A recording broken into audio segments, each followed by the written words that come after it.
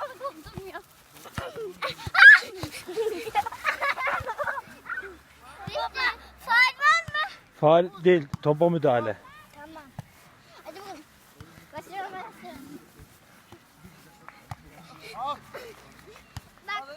Bak.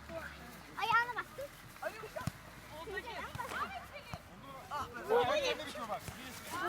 Gel topu bana.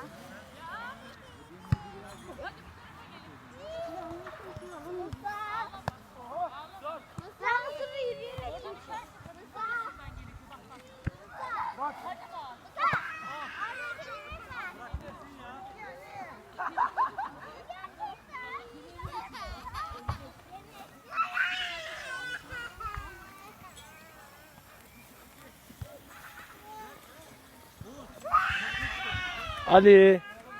Ne oldu oğlum? Kim ağlattı? Sen mi? Ben ağlatmadım.